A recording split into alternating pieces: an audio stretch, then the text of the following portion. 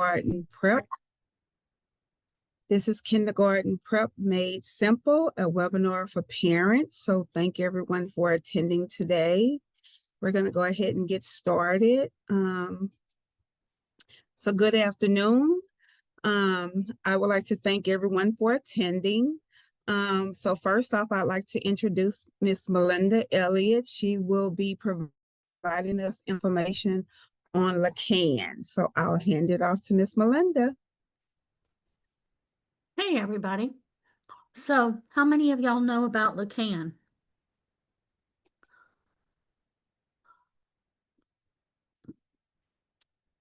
LACAN stands for Louisiana Council Advocacy Network. We are the advocacy arm of the Louisiana Developmental Disabilities Council, and we work on legislative advocacy and education during the legislative session and education advocacy during year-round. We work for people with developmental disabilities and students in special education and to make their services work better. And we do that through a variety of ways. Right now we have a legislative agenda. So we are working on some things about services and something, and one thing in particular about education. So the four things on our agenda, let's see if I can remember them, are rate increase and DSW wages. Those things are tied together. An alert system for people with autism, developmental disabilities, different types of significant disabilities, a separate alert system.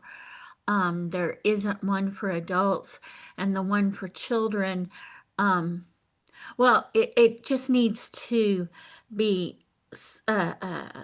done faster than what we have in place right now. That first 24 hours is so important to find somebody with an intellectual disability. Functional behavior assessments in the school system. We'd like for them to be a bigger part of the process and to happen earlier in the process than they do right now.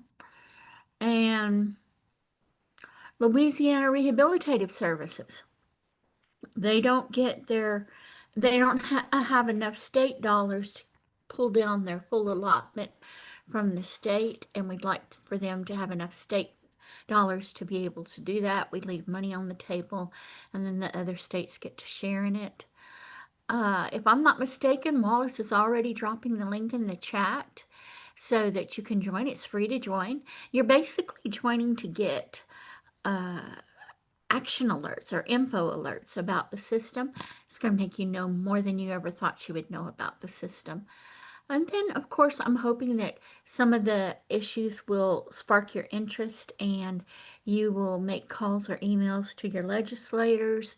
You will participate in individual visits or our legislative roundtable. Those should be coming up in February. We have a good group of legislators that participate. And there's other activities, you know, there's committee meetings, people tell their stories. I help you write a story. But if you have other questions, just chat me up. Thank you. Back to you, China.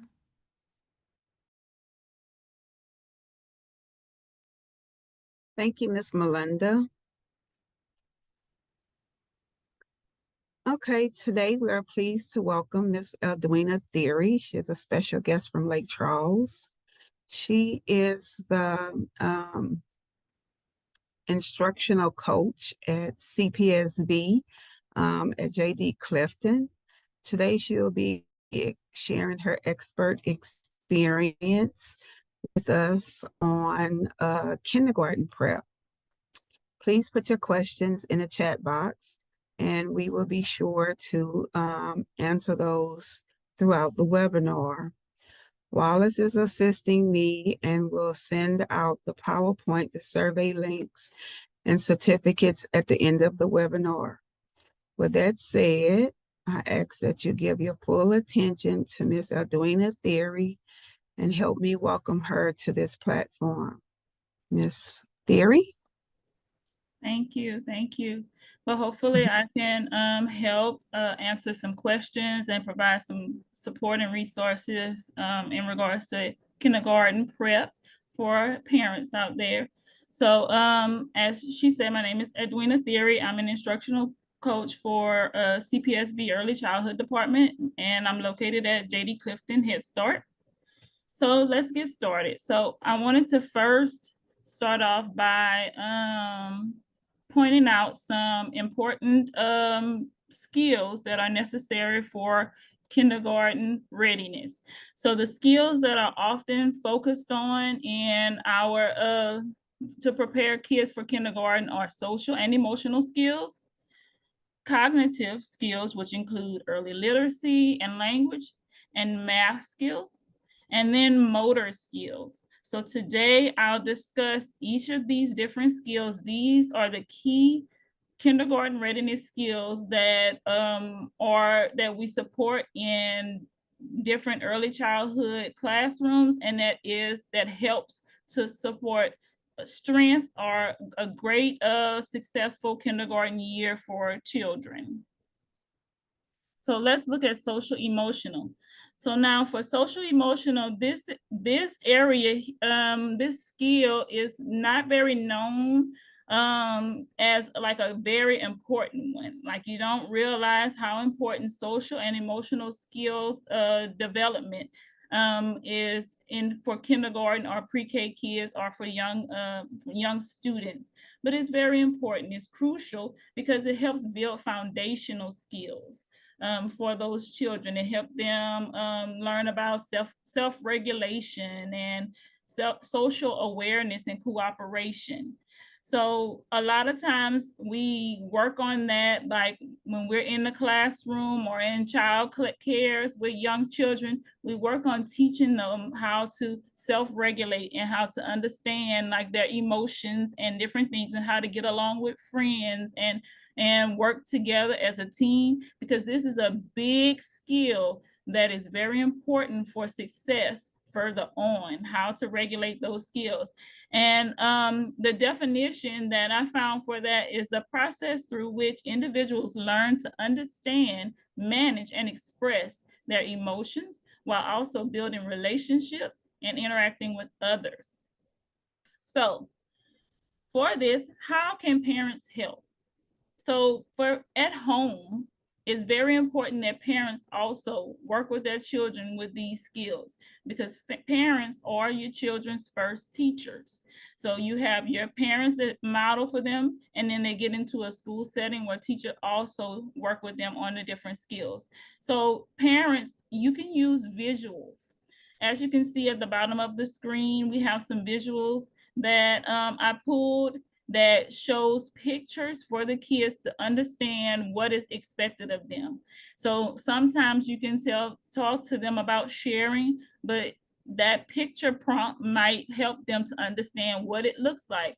Modeling it for them also does it. So use visuals. That helps a lot with children, especially children with disabilities. Practice regulating emotions. So sometimes you might have to teach them. You see down at the bottom of the screen, count to 10. Sometimes they need to learn how to calm down. Take a deep breath, count to 10, count to 5. You can count for them, but give them some examples of some strategies to use to help regulate their emotions, because sometimes they don't know how to handle it. You can use role playing with them, act it out. Give them a situation or a scenario so that they can practice with those social emotional skills. And make sure it's very, very important to establish consistent routines. So you want to make sure that consistency is key. At home, they do it as in school settings, but it's also important to continue that at home so that the children understand what's my routine, what's normal, what's regular. It helps them feel more secure. Also offer them responsibilities. children like to help. Most of them like to help.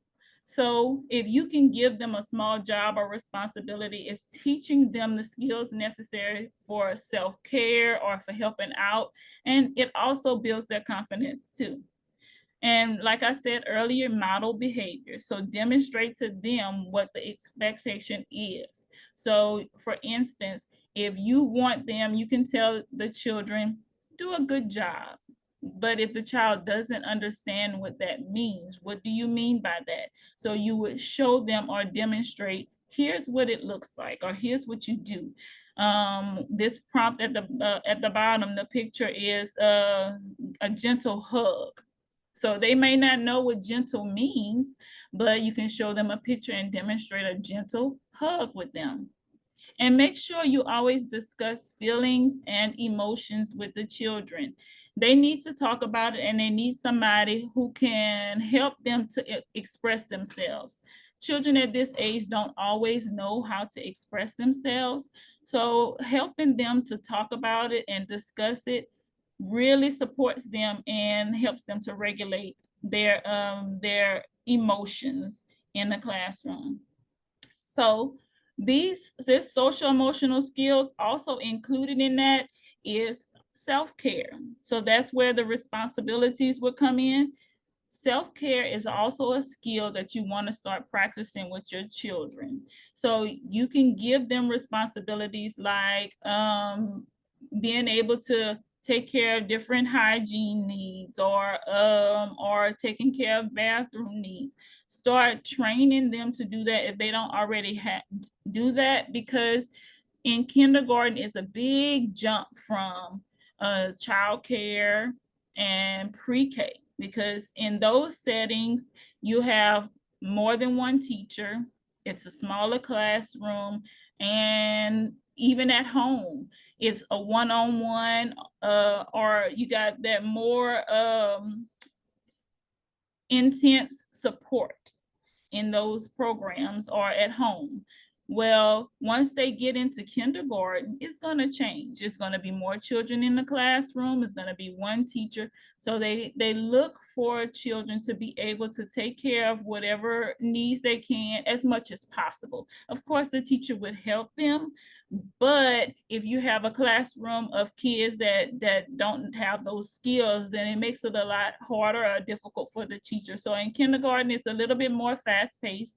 And so they look for children to be able to take care of these different tasks on their own. So make sure you're supporting your children in learning how to do these things so that they can continue to progress as far as their social and emotional development in the classroom. And this helps them with their academic success, because they can manage feelings, they can handle rules, and they can follow directions in the classroom without getting upset about it.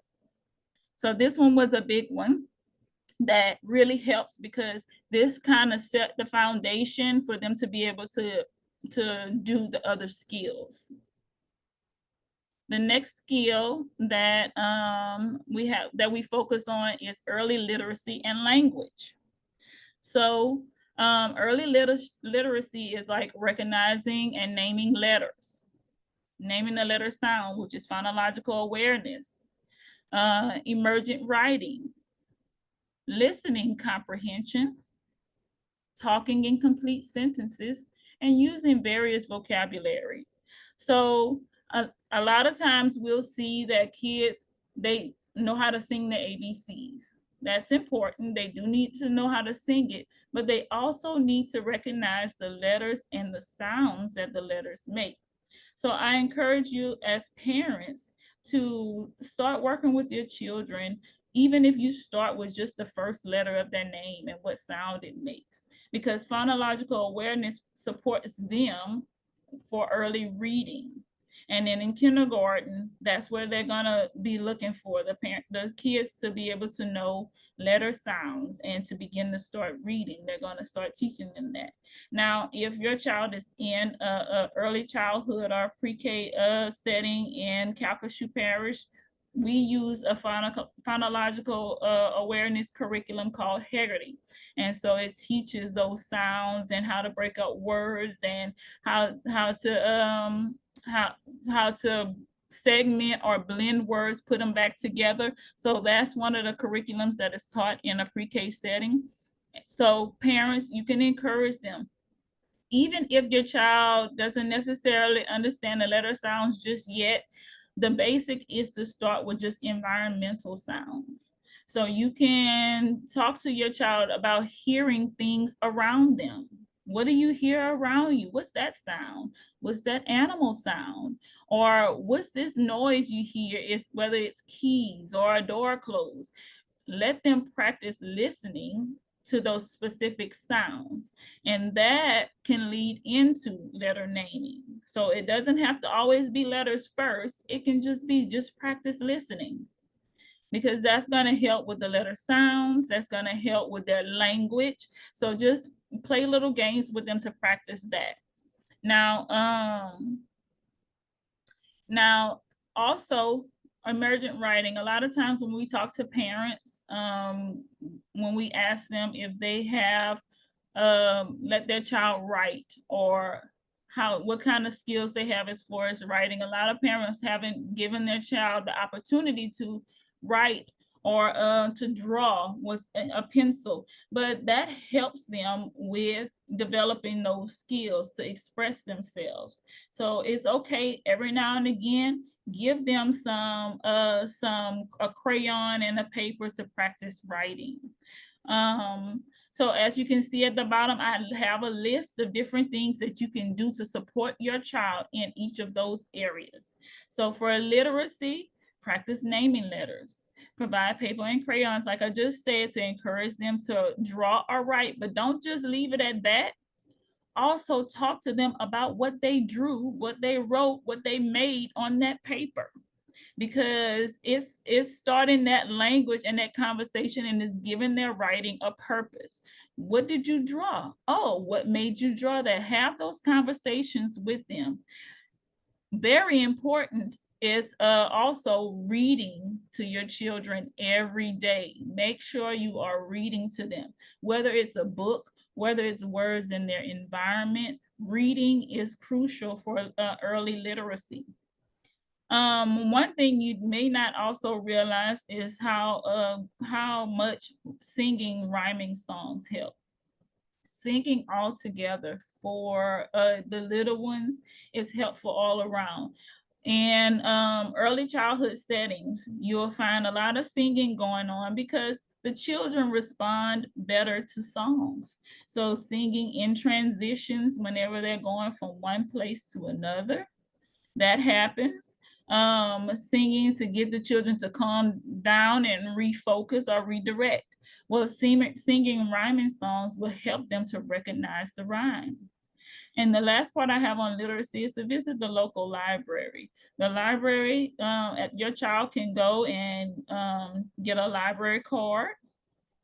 Your child can check out some books. You can read to them. And there are so many different programs that exist at the library where you can take your child and be involved, and they can help and support your child.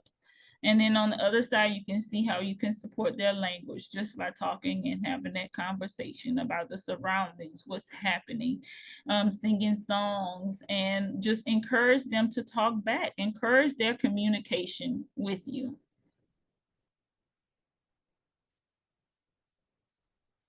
Now, before I move on, I just wanted to see if there are any questions that anyone has to ask. And I just see some questions about having some children that are nonverbal. And I'm trying to see. I'm sorry. I'm trying to make sure I cover everything. And Would then you so I like see. me to read it? Yes, please. I'm trying to look at it and make sure I Okay. don't skip anything or go too fast. Okay. My children are nonverbal, level 3 autistic. They are very used to having one-on-one tech with them through therapy. Having a tech helps them stay regulated as they prefer the massage of hands or legs. How do I help them other than visuals? I, I'm trying to scroll down. Let's see. I can talk all day, but that doesn't mean they comprehend my statement. They need one on one aid for bathroom needs. As we have been training for over a year and they still require additional assistance, such as wiping, etc., and or prescribed diapers, how do I help them for bathroom? Okay, so in your situation, yes, your children are nonverbal, and so of course their situation would be different. They would have an IEP, they would have that extra assistance. And I don't want you to feel defeated because you still talk to them whether you realize it or not. A lot of times the children, even talking to them over and over and over, you may think that, oh, I just sound crazy because I'm just talking to myself, but they are picking up some of the things. So talking to them along with the visuals do help and they do support them. Now in a school setting in kindergarten with an IEP, they're going to get the support that they need in the classroom so that they are not stuck having to do those things on their own. So they're going to get that extra support. And but it doesn't hurt to just continue, just talk to them. A lot of times I'll go and I'll visit child cares and I'll go into the infant room with the babies. And with babies, you know that the babies are less than likely to talk back. But the teachers are still encouraged to talk to them, to talk and to help and tell them what's going on, just to provide that language to them and that extra support. And so, like, don't feel defeated because they may not fully comprehend everything, but they are picking up some things, and it helps to have go with the visual along with the talking, and then you'll get the extra supports in a school setting. So you'll have it according to the IEP, you'll have that extra support. And she says, most of this information seems to be focused on children who are verbal. Is there any advice for parents in similar situations as myself? I was told that they would not receive extra assistance regardless of the IEP. Yes, but like in your situation, if you have it to where and that's where it's important to know your rights as a parent, first of all, and also look for the different resources that your child needs to when you meet with them for an IEP, so you can get the assistance that is necessary for them. So right now, that when you meet with SPED or with whoever is gonna pupil appraiser, whoever gonna provide you with that support, then you discuss with them the needs of your child. This is what they need, this is their functioning and everything, and you have a voice, so you make sure you speak up with them. And I know that this talks about, this is the skills that kindergarten teachers look for the children to have, but of course every child is different. So these are things that you can still talk to and you can still support your child with, and then you make sure that when you meet and you talk about your children's needs for the IEP meeting, that you voice your concerns and your opinions so that they can make sure that it's heard and that your children get the support needed in the school setting.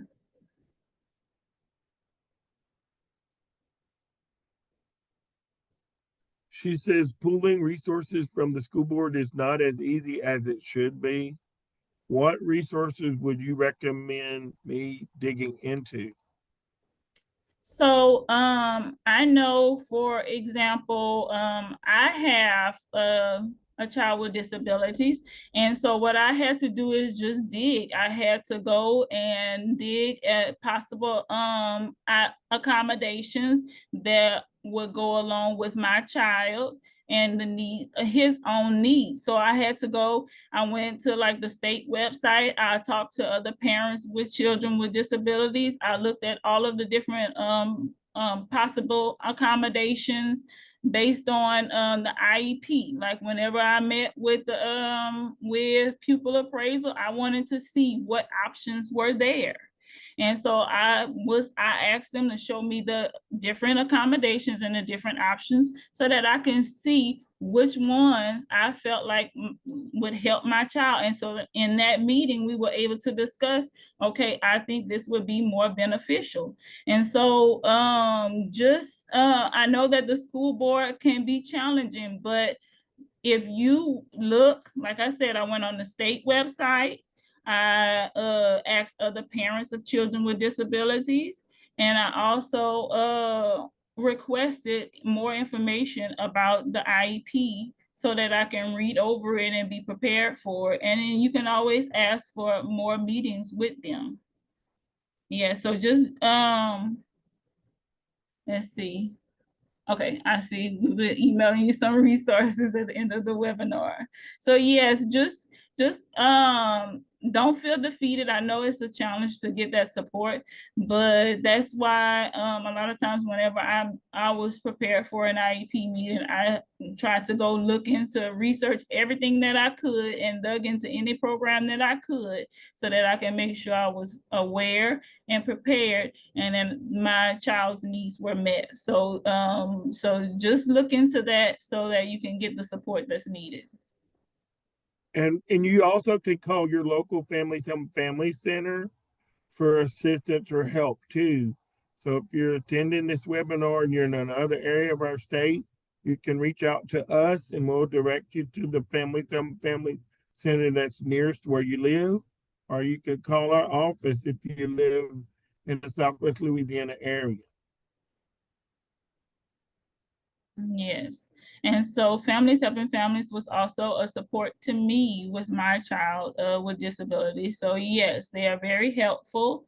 And it just helps that they provide those resources so that when you go into the meeting, you're knowledgeable and then you know the resources or the accommodations that are available to support your child. All right, so I'm going to continue on, let's see, to the next skill. So some math skills that are helpful to practice with your child includes counting, recognizing numbers, identifying shapes, patterning, and sorting and comparing. So these are some of the skills that they will also be practicing. Of course, they're practicing it now, but then they're going to practice it more. So work with your child in recognizing numbers and colors. Count objects while playing or around the house. Just if you recognize a number or something in your house, or you want to just count stuff, it doesn't hurt to communicate that or to say it out loud in your house with your child. Point out shapes all around them. Allow them to sort dishes or laundry. So that gives them that sorting skill. And discuss patterns.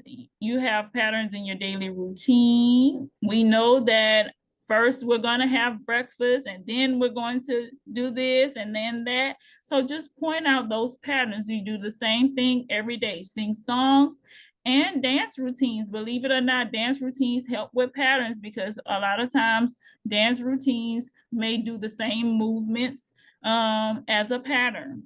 So it's just repetitive. So these are some math skills that they're going to start working on whenever they enter into kindergarten. Of course, these skills will be different per child. So just talking to it and stating it, let me count. This is 1. This is 2. Counting it out, comparing things, and talking to them. Make sure you let them see them all around them because that helps them with the application of it later on.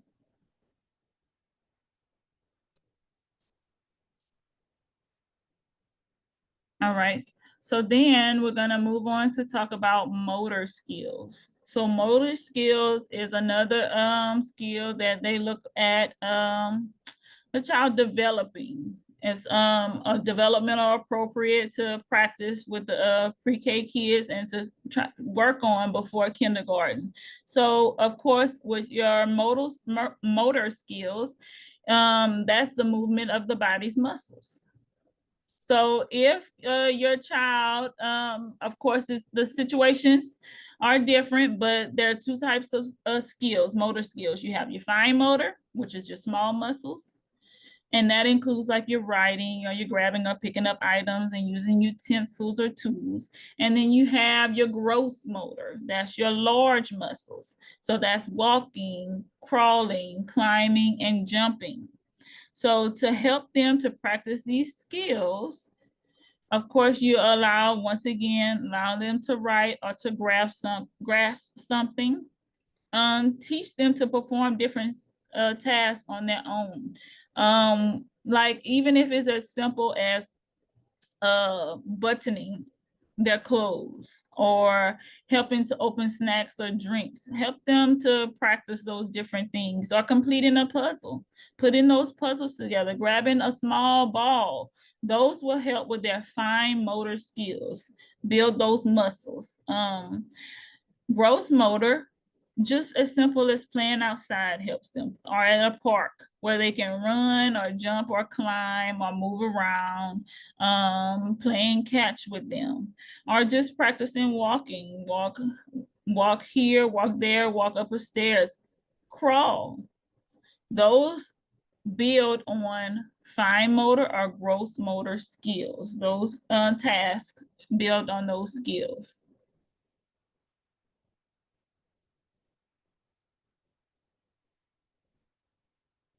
Oh, wrong direction. All right, so now I have the impact.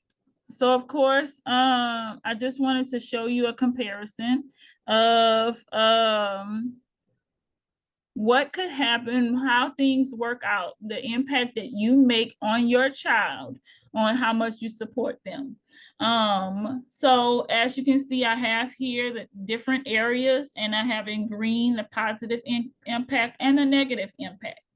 So in academics, children would enter kindergarten with foundational literacy and numeracy skills, allowing them to engage in the curriculum effectively.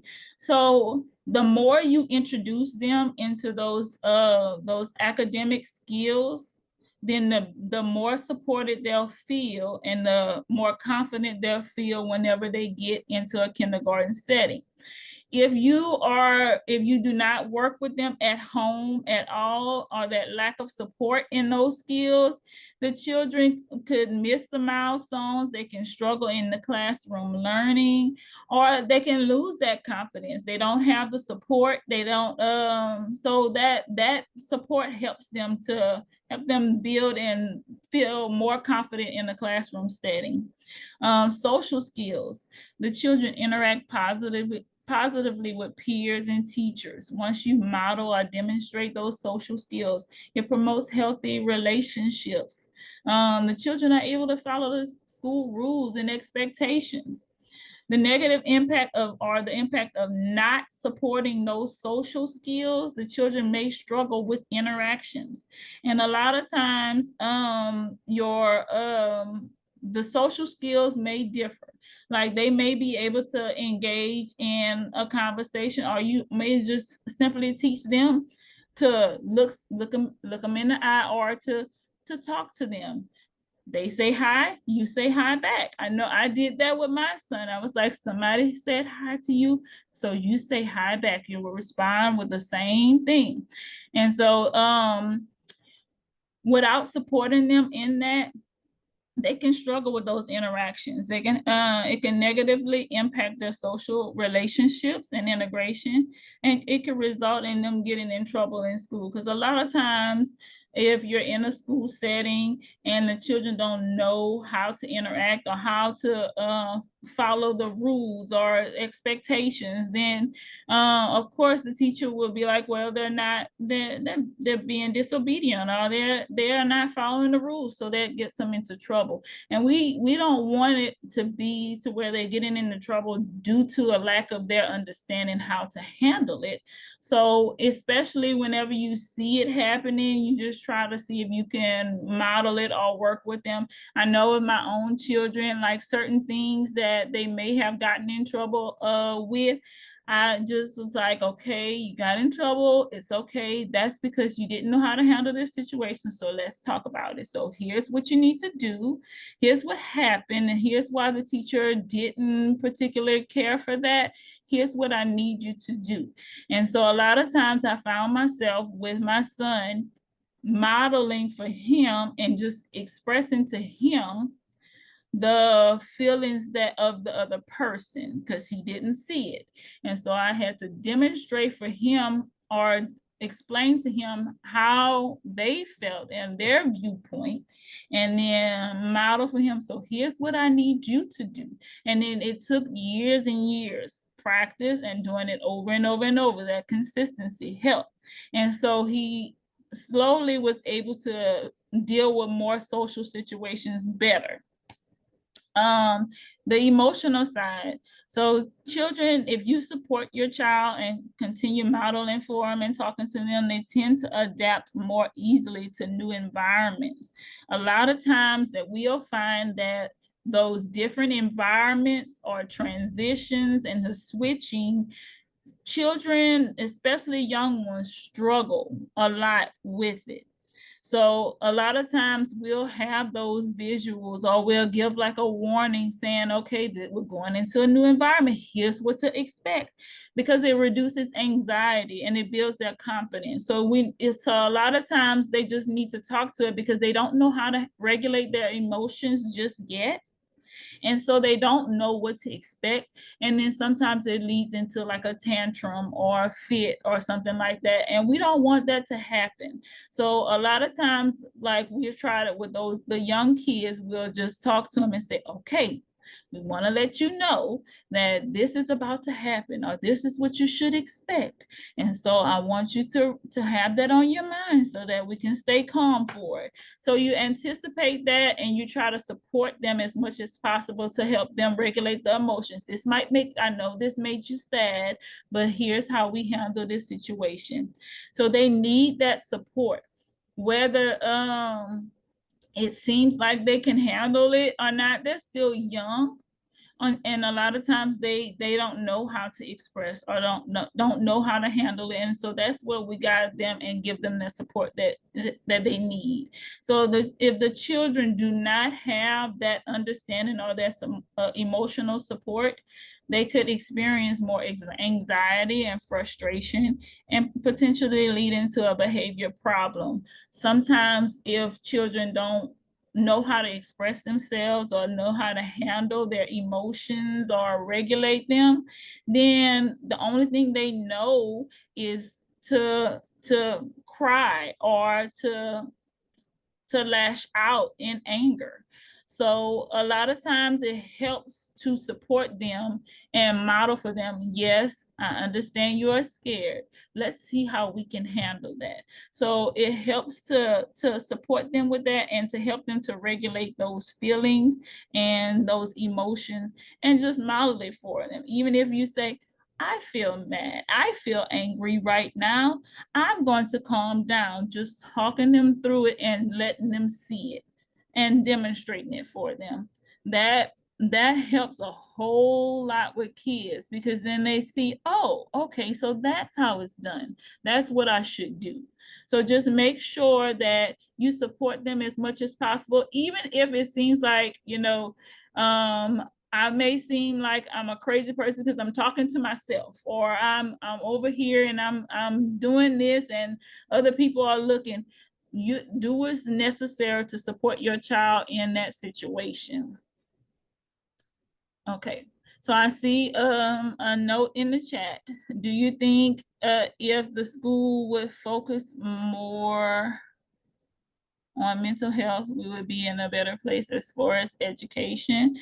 I do think that supporting them in mental health does help, because a lot of times we're seeing more and more children that do not know how to handle situations, don't know how to regulate their emotions.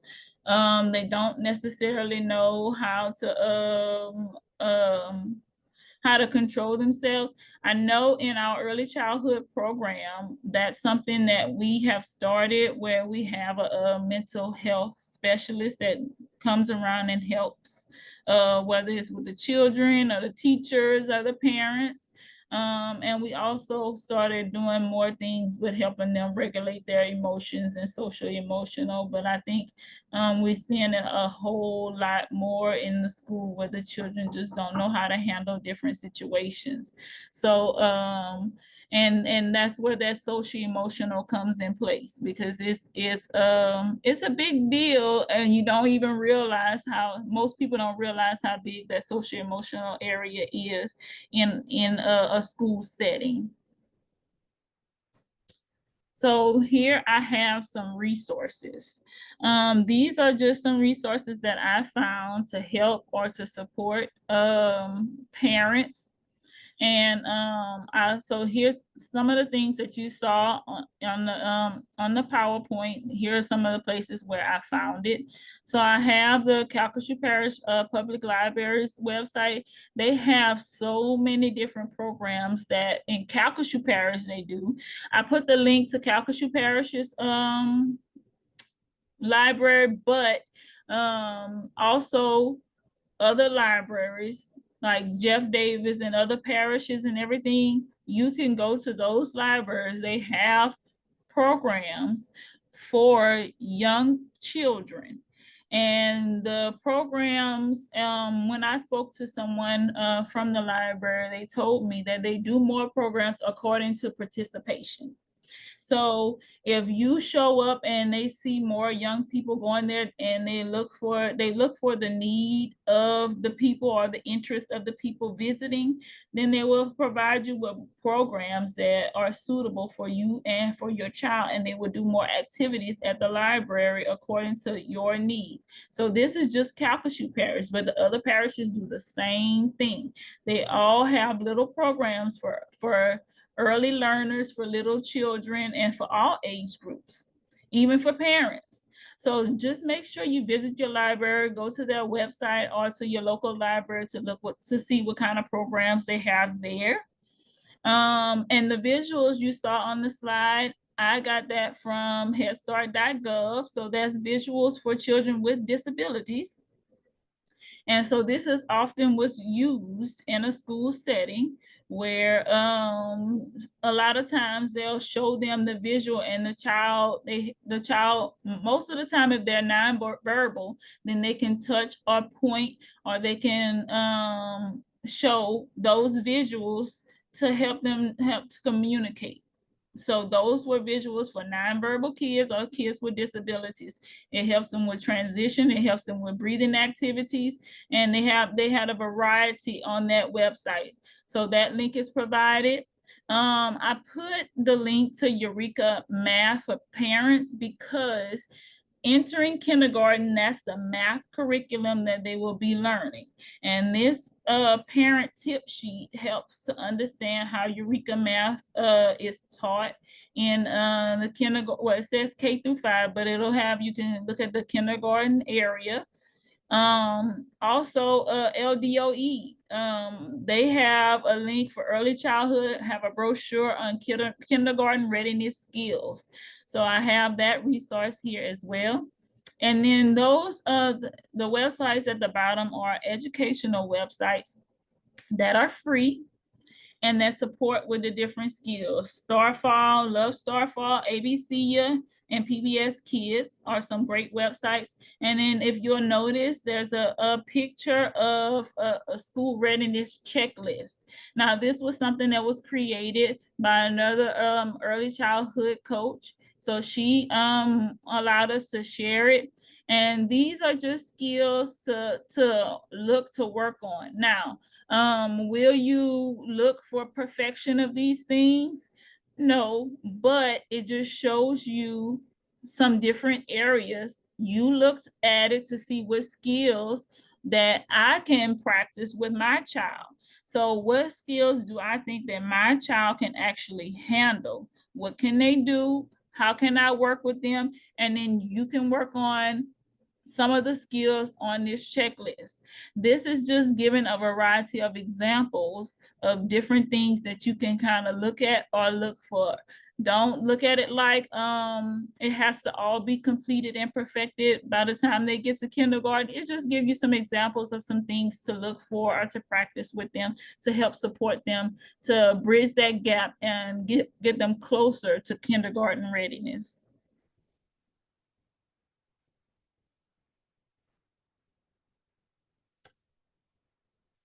And that's all I have for today.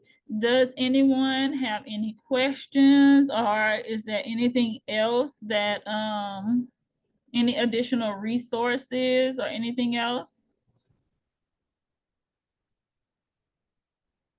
If you have questions, please use the chat box and let us know.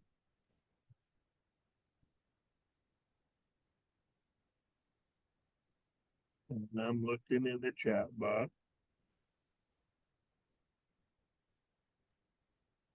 And so far, I don't I see actually just had a question. I had put it in the chat. Oh, in the chat box as So well. do they need to spell their name by pre-K? Yeah. No, they do not. So in Okay. pre-K, what they'll do in the pre-K setting, the teacher will start to introduce their name. They'll start by just recognizing the first letter of their name. Can you recognize the first letter of your name? And then they'll start with introducing the rest of the name, but they don't necessarily have to know how to spell the entire name by the end of pre-K. No, it helps.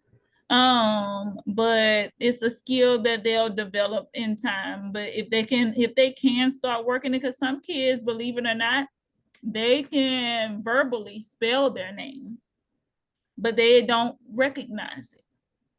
So And I I recognize think, the letters. yes, by being able to recognize or distinguish their name from other names, even with some similar letters, that's more important than verbally spelling it.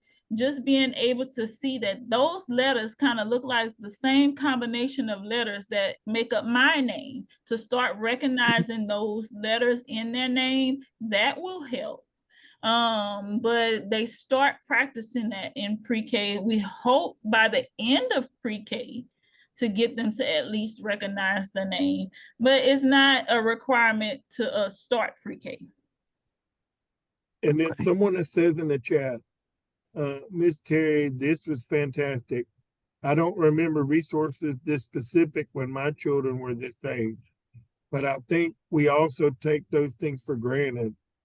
I always better see the value in hindsight.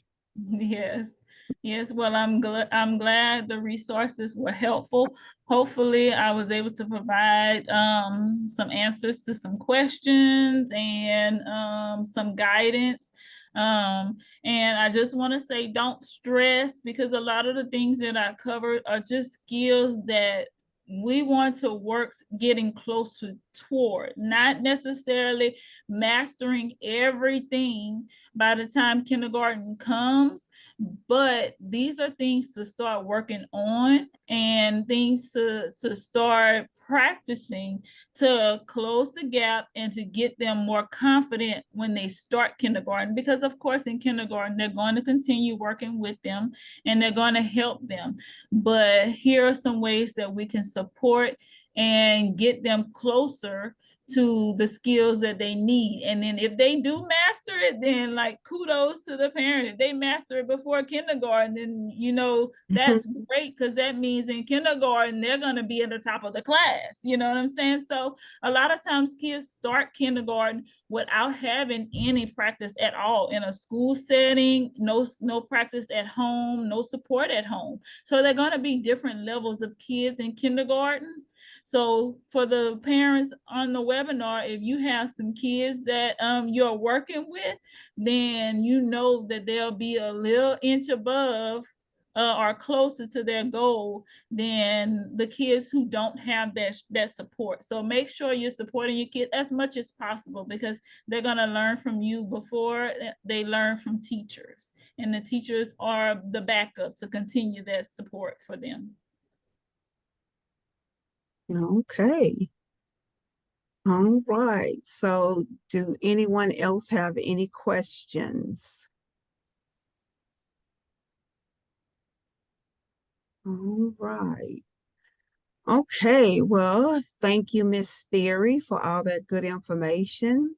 I'm sure that it is useful for our parents and the parents that we serve. Wallace, as I said, was assisting me and will send out the PowerPoint and the survey link and certificate as soon as this webinar will be ending. I appreciate everyone for taking the time out of their day to be here, and I hope to see you on our next webinar.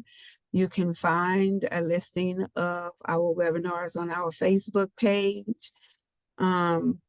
Please do the survey and enjoy your week.